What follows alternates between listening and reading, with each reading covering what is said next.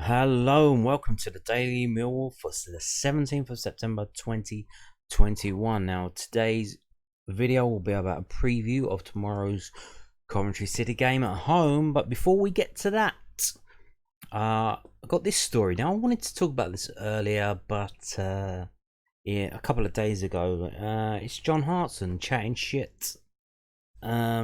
I decided to leave it, but now we've got a story written by nottheoldfirm.com. So I thought, okay, I'll bring it up because they've covered it pretty well here. So let's jump into it and have a read of this. Fantastic, in quotes, Hayden Muller, backed by Callum Davidson after St Johnstone error.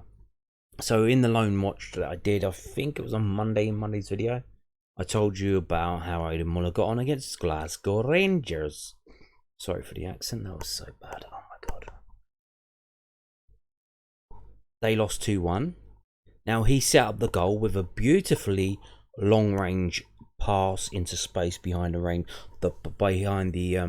high pressing Rangers defence that sent the geezer on his way. He had to do a bit of work, but he scored the goal, and Muller assisted with that. But what happened?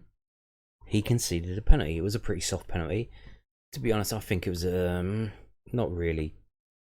But what you're going to do these days, we see in our game against Swansea the other day, Omafemi jumps out of the way of a tackle, and the ref gives that as a fucking free kick. And it could have been a penalty because it was right there on the line. Can you imagine if that was a penalty and we lost that game to that?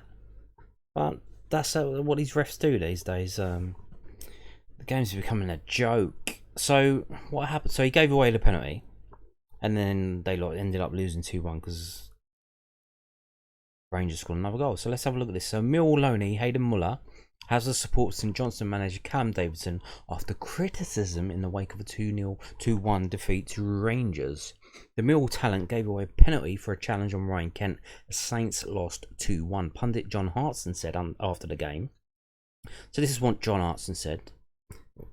You think to yourself, this is why you are at St Johnstone. By the way, no disrespect, because you do reckless and stupid things. That's like, what the fuck are you talking about, mate? Like when you fucking decked that Israeli guy in training at West Ham, yeah? No disrespect, that's why you're at West Ham, not a fucking Man United. It's fine, you can insult people as long as you say no disrespect afterwards. You can say the most fucked up shit. Just say, no disrespect. And it's all good, apparently. So Davidson does not agree with the assessment. While he's aware the Millwall loanee made an error as Rangers got back into the game, he believes Muller had an otherwise excellent game against the Scottish Premiership champions. And Callum Davidson said, it doesn't really bother me what other people say. I'll be worried if Sir Alex Ferguson was phoning me giving me advice on my centre-halves. Everyone makes mistakes. Every young player does it, whether it's on the pitch or on the training ground. So I think that's a little dig at John Hartson there, because he's not a coach, is he? Did he even try coaching? I don't know. Yeah, and he's not exactly a major pundit either. Who's he working for? Some backwards radio station? I don't know who he's working for. I know I did in my career, everyone does. Hayden has been fantastic for us. He made a mistake on Saturday, and as a defender, it usually costs you. Rangers had one shot in the first half from 25 yards, so when you're a young man playing centre half, that's all credit to you. So there you go. Yeah, I couldn't believe this earlier in the week when I saw this. Like, maybe it's taken out of context. Maybe if I heard what John Hartson said, maybe I'll be a bit more understandable. But when it's written down like that, you know, what the fuck? What are you saying that for? That's kind of fucked up thing to say. But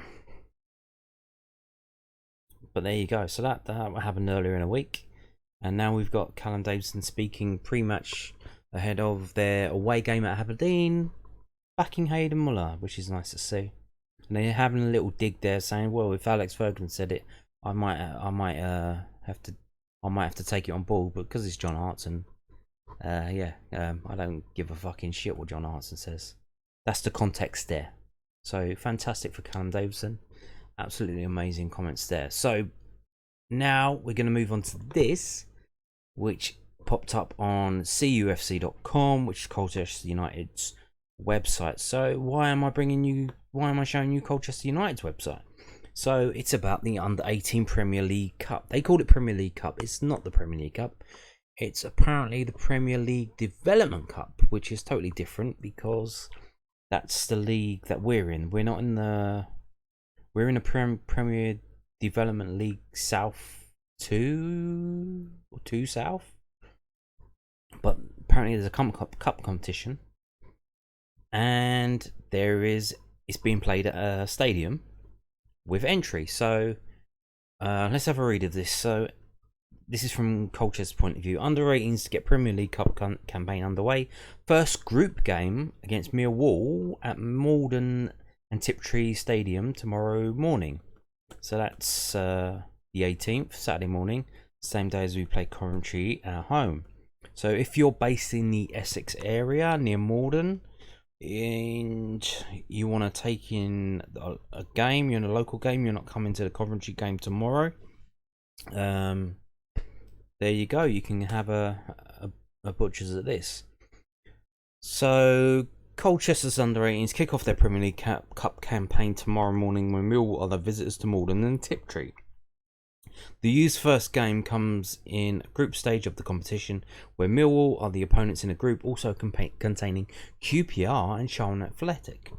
The young U's will take on the East London side with 11 AM kickoff at Maldon and Tiptree. You can support the youngsters ahead of the first team game in the afternoon, with ticket prices below £5 for adults and £3 for concessions. The T-bar will be open for refreshments. So I don't know if it's conditions of this cup campaign that the games need to be at a stadium, but Colchester have this game at a local non-league ground close to them.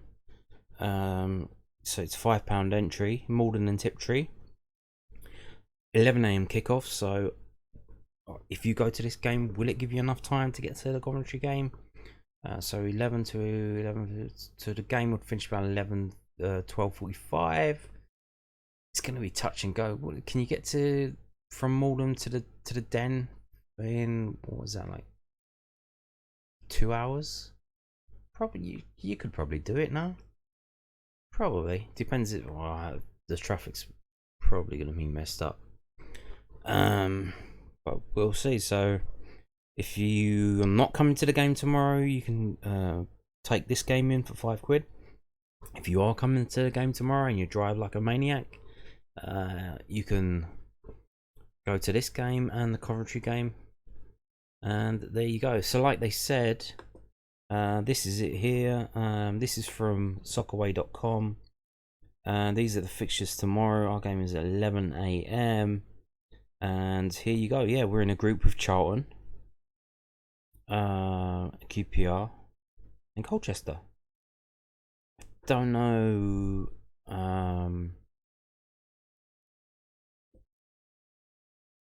I'm not too so free. So we don't play home and away. So we just play. It's like tournament football, like a World Cup something. We only play each team once. So that which would, waiting for this to load. So we play Charlton at home. I imagine that we had a training ground. I doubt they have it at a ground. And then I imagine the QPR game would be away. No, home. So we got 2 home games against QPR and Charlton, and then Colchester is away. So that should that's a little advantage there in terms of us getting through this group. And you can see the other groups there. So Bristol already beat Swansea. Scrolling down, yeah. There's 4 groups, so I imagine that's top 2 from each group go through. I have no idea. I literally have no idea. Let's have a look. What did they say? Final stages. Waiting for this to load.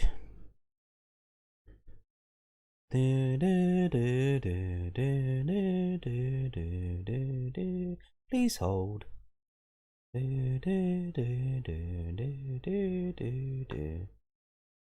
Yes, so it's not up. So that was useful. Fantastic. It's not even up there. So I imagine it's top two that go through into a, what would that be, quarterfinals, 8 teams? Yeah. And we'll see how Mill will get on against Colchester tomorrow morning, and we'll see what happens with the other games. I imagine they'll be at they'll be at Mill's training ground.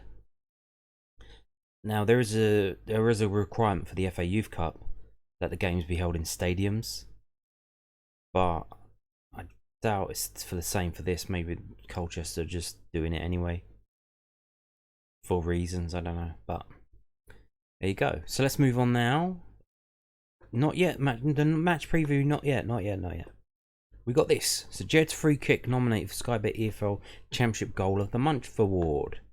So, but you've got to vote for the Millwall man. It is a vote. This is from millfc.co.uk. So Jed Wallace's stunning free kick against Blackpool has been nominated for the August 2021 Sky Bet EFL Championship Goal of the Month award.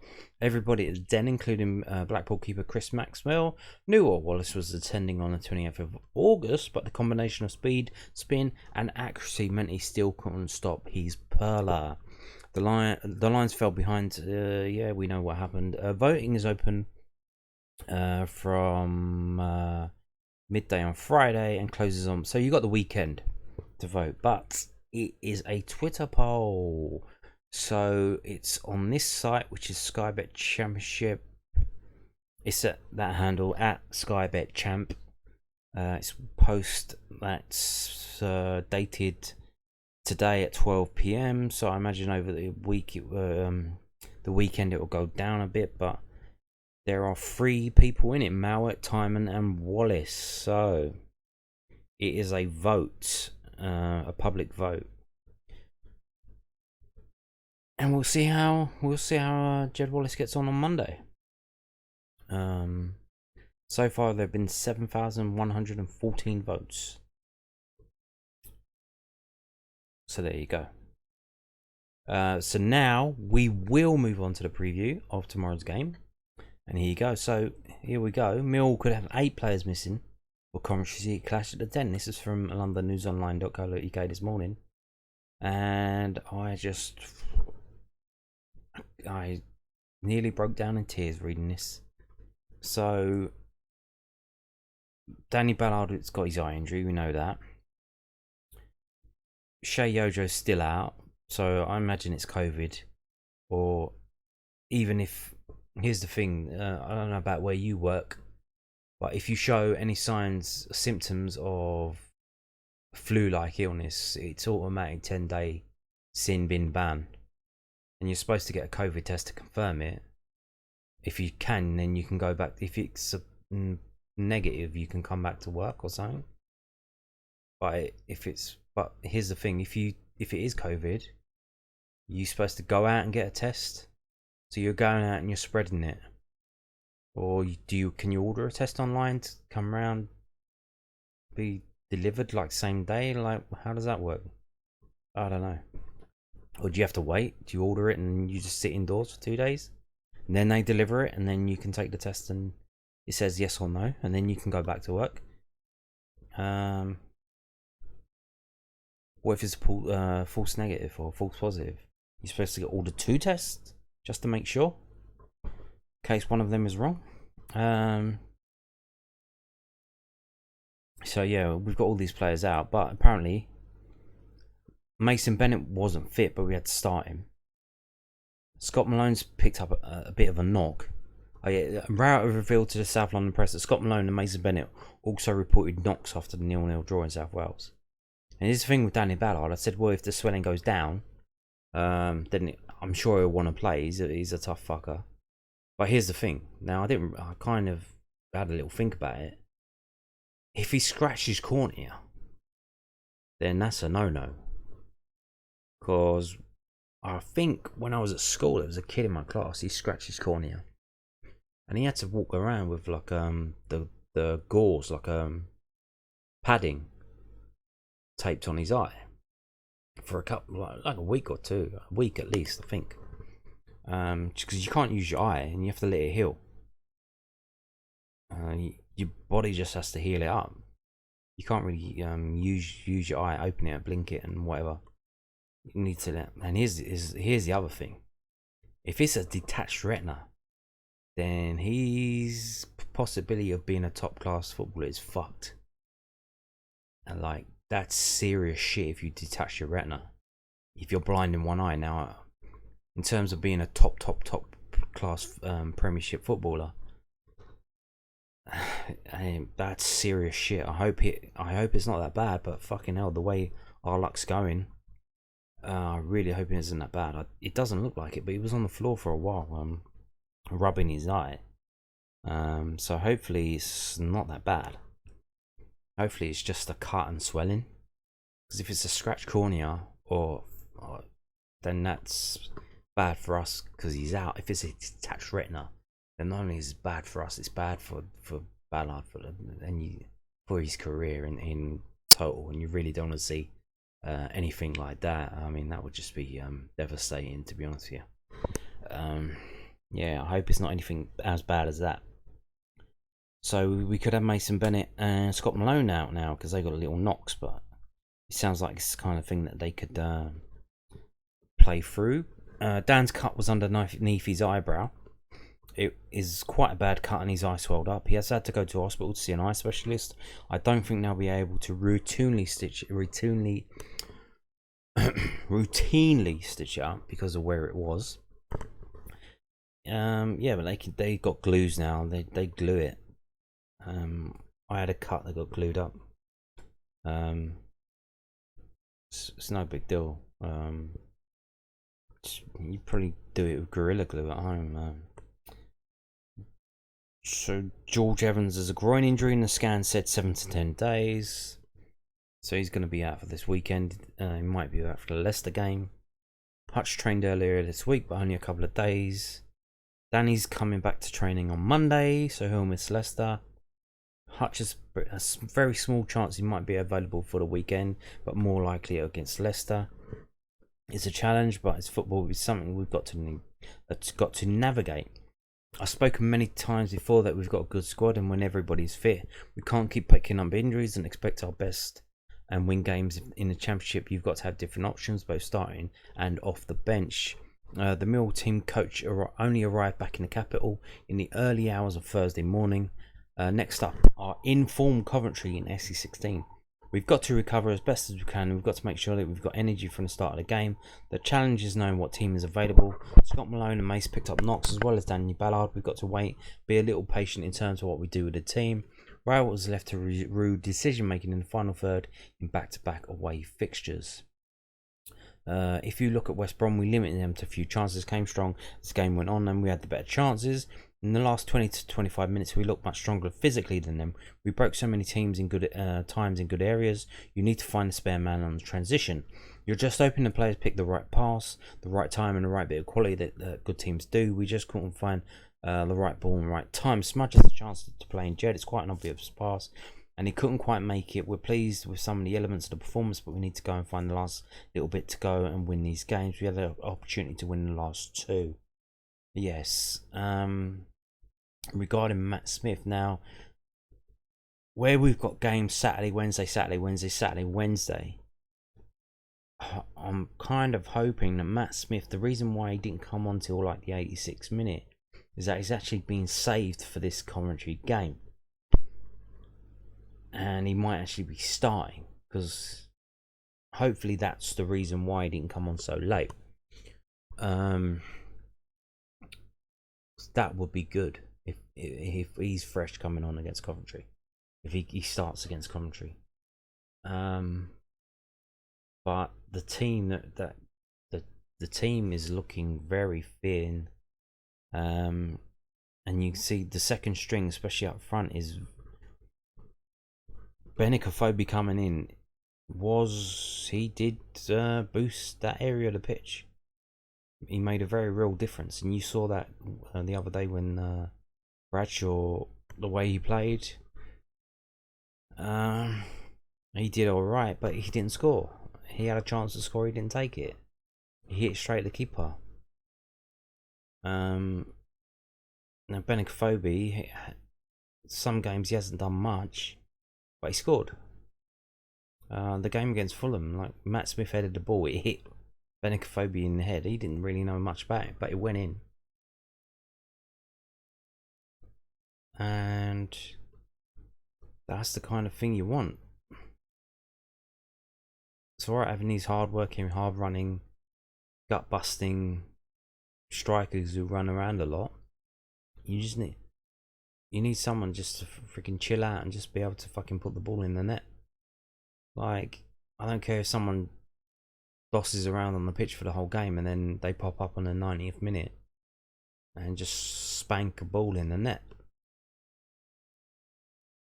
That's what you get paid to do as a striker. You got to score. And when you get chances as good as Bradshaw had, you got to score those chances.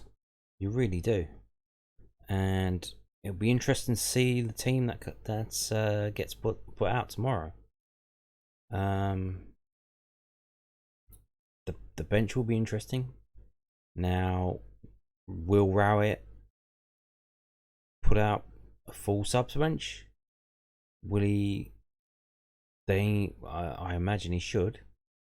I mean, there are players in the under 23s that could go on the bench, but he's of the mindset that if he doesn't rate you as a first team player, he's not going to involve you, which I think is probably wrong. But if you need a body on the bench, get a body on the bench. You never know. You might be forced to use them and they might surprise you. So we will see. We will see.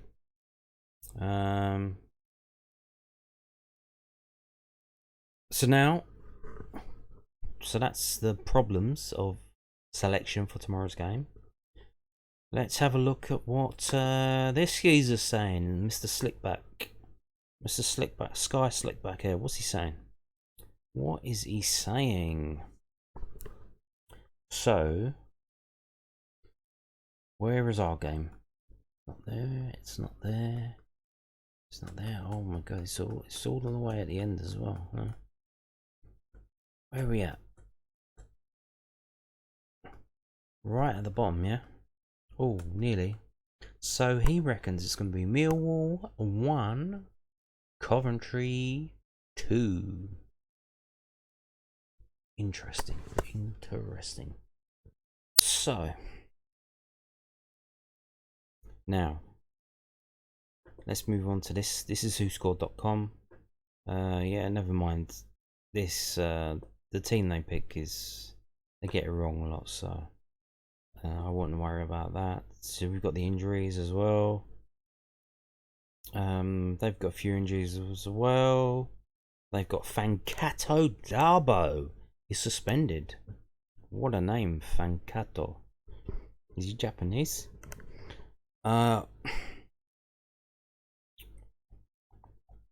So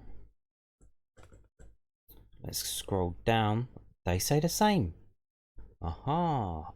They must be. I think they're copying each other. Actually, they a lot of times have the same thing. So match facts. What do they say? Match facts. There have been under 2.5 goals scored in Coventry's last 4 away games. There have been under 2.5 goals scored in 5 of Millwall's last 6 home games. So not a goal fest then. Going on past performance, a recent past performance. Prediction: Millwall struggled to carve out clear-cut chances in midweek as they laboured to a goalless draw against Swansea side, who have won just 1 league game this season. The hosts are unbeaten in their last 3 league games, but have drawn 4 of their 7 league matches so far this season. Yes, draws again. More draws than Marks and Spencers. But that game against Swansea, as we've discussed, was the first time this season that we failed to score. No shit, because we've got our second string strikers playing. But it was also the first clean sheet of the season. Yin and yang, comme ci, comme ça. A little bit good, a little bit bad. Coventry's impressive start to the season stepped up another notch in midweek, following up victory against Middlesbrough with 1-0 win against Cardiff on home turf. Mark Robins' side have won 4 of their last 5 league games and currently sit in 4th place. Yes, they play to win. And that's how you get up the table. You play to win. You don't play to draw. Because if you don't draw, you lose. But if you play to win, then you might draw. It's that old saying, shoot for the stars, and if you fail, you might reach the top of the tree. But if you shoot for the top of the tree and you fail, you'll reach the gutter. Yeah. So if we actually try to win this game, then we might get a draw. And I think the fans probably wouldn't be that bothered if we actually did try and win a game and then end up drawing. But we try to draw the game, and if we're successful, we do. If we don't, we lose. Match forecast. There will be a high number of cards shown. Oh, that would be good. Let's get a red card to add to our injury worries. A suspension worry. Millwall will score from a direct free kick. Oh, it is a full moon on Monday, isn't it? Full moon. It might kick off this week. Millwall will score from a direct free kick. Millwall will be shown a high number of cards. Aha! Red card. A penalty and a red card. Oh, maybe, you know what would really fuck us up? To add to our shit luck. Red card for Biakowski. Straight red, 3 game ban. That would really fuck us up, wouldn't it? Ay, ay, ay.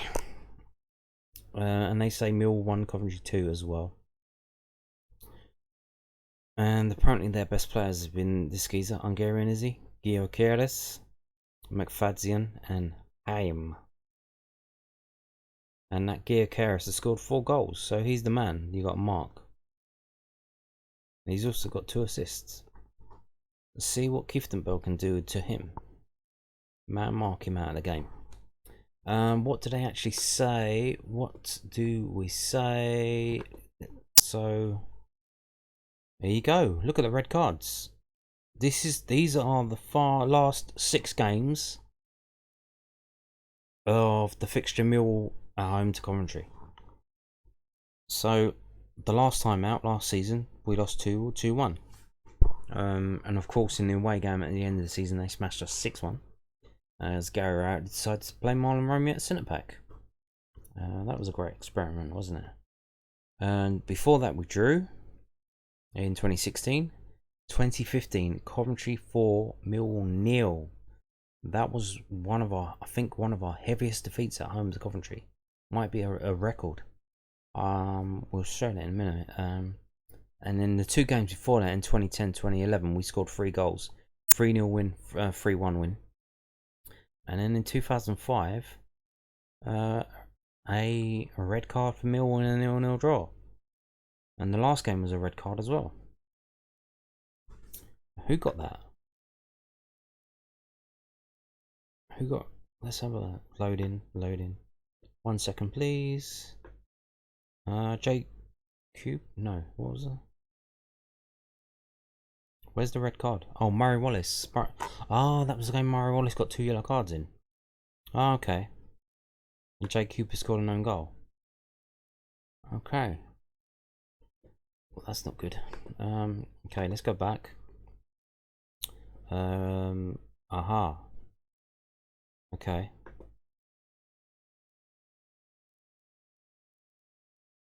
So you can see. So last 6 games of this fixture, 2 wins, 2 draws, and 2 away wins for Coventry. Yeah. So here's where we are. So they've won 5 games out of 7. We've won 1 out of 7, drawing 4. But both teams have only lost 2. They've scored 8 goals in 7 games. We've scored 7 in 7. And they've only conceded 5 goals. We've conceded 9. And they are in 4th. Yes, Coventry City are in 4th in the table right now. And here you go. So They won 1-0 last game out. They've had 2 home games in a row. So they've actually had a lot of home games. Their away game that they won was at Blackpool. So we've had tougher opponents than they have. So maybe they're sitting in a false position. Though they beat Cardiff, but it was a home game. They beat Middlesbrough, but it was a home game. Not only did they beat them, they kept a clean sheet as well. Look at all the clean sheets they kept. They only conceded the 1 goal to Reading in the last 6 games. Let's have a look at just away games. Yeah. So their last 5 away games. Lost to QPR, beat Blackpool just 1-0. Lost to Barnsley. Lost to Mansfield in the cup. Oh no, that was a friendly. And they lost to Cheltenham in a friendly. So their away form ain't all that. Don't look at the table and think, oh, they're in 4th. They're anything. Their away form is dog shit. They've scored 1 away goal.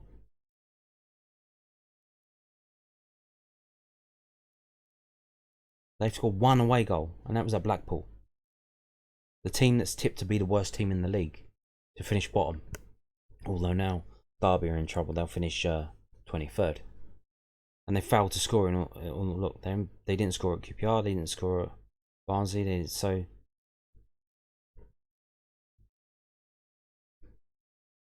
they may be 4th in the table, but they ain't fucking Superman. So they are still Coventry. And can they keep a clean sheet? Look at all the goals that we've been scoring. That game the other day against Swansea was the first time we failed to score this season. That's because we had to play our backup strikers. Now, if Matt Smith was being saved for this game, the Coventry game, we will score against Coventry. So I hope that's what was going on when Matt Smith wasn't brought on until the 86th minute. I really do hope that's why he wasn't brought on. That they was keeping him fresh for this game. Because if Matt Smith starts against Coventry, I'm pretty sure we got a good chance of winning this game. Because the stats do lie. They may be 4th in the table, but they've had more home games that they've won. Which they're back in their stadium this season. Last season, they were playing in St Andrews in Birmingham. They're back in Coventry now. They got a big boost from that. That was very good for them. The crowds are back. Because why would the crowds travel all the way to Birmingham just to go to a home game? Every week in, week out. Some of them did, but your average fan, maybe they can't do that. Now they're back, so they're getting the crowds. And the team are responding to that. So there you can see all the strengths and weaknesses. Pretty much both teams have the same weaknesses. Finishing scoring chances, avoiding fouling in dangerous areas. So Coventry style possession football. So they're gonna be tapping it around the back. That'll be nice to watch. So yeah. What do I reckon? I reckon the players that are fit will band together. They will try. They tried against Swansea. They put the shift in. And if Matt Smith starts, we're winning this game. We are absolutely winning this game.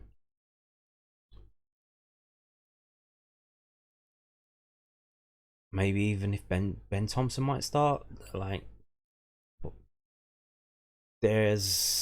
we're running out of options, so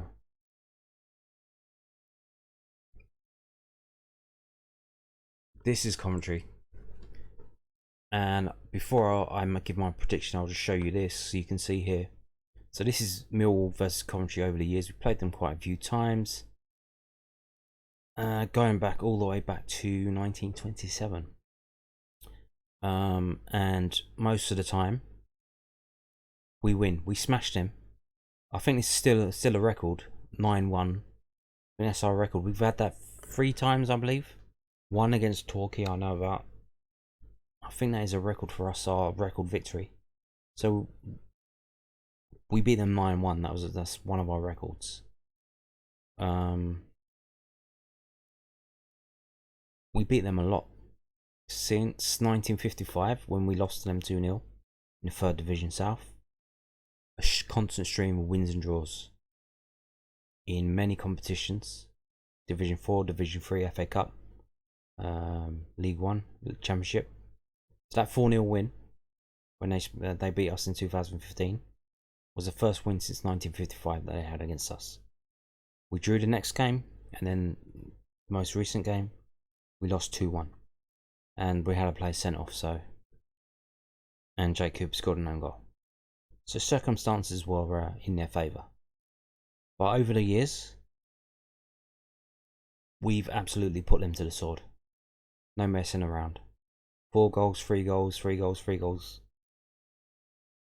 9-1, 6-2. Now we lost to them 5-3 back in the day, 1946. That was just after the war.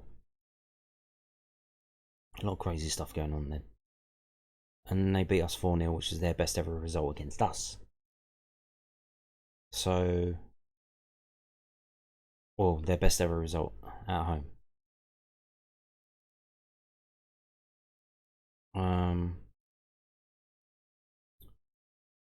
So, what do I think? Like I said, I think the players that we have will band together. I think players that get put in a starting position through the misfortune of others being injured will run their bollocks into the ground. We saw that with Bradshaw. He was making an effort. He was trying. Just didn't have the same quality as Benicophobe. Didn't put the ball in there. But if Ben Thompson starts, he'll try. He's a trier. He will try. Might not be the best player we have, but he puts the effort in. If Matthew Smith starts, then I believe we will win this game. So I hope that's why he didn't come on against Swansea until the 86th minute, because he was being saved for this game. In light of that, I think that this game will be won by Millwall, and I think it will be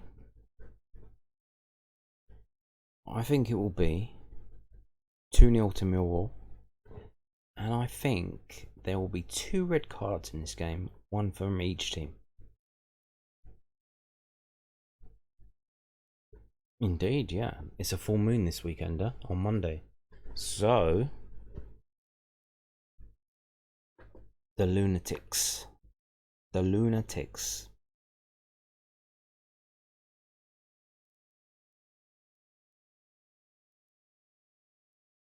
Yeah, I'm going 2-0 to Millwall. We got our clean sheets. We know how to do it now. We did it against Swansea. We've tuned in. I think they'll do it against Coventry with their poor away scoring record. They haven't really done it away. Their home wins are keeping them up at the table, and I think Hart home win will help push us up the table this weekend. 2-0 Millwall. That's it. Thank you for watching. Goodbye.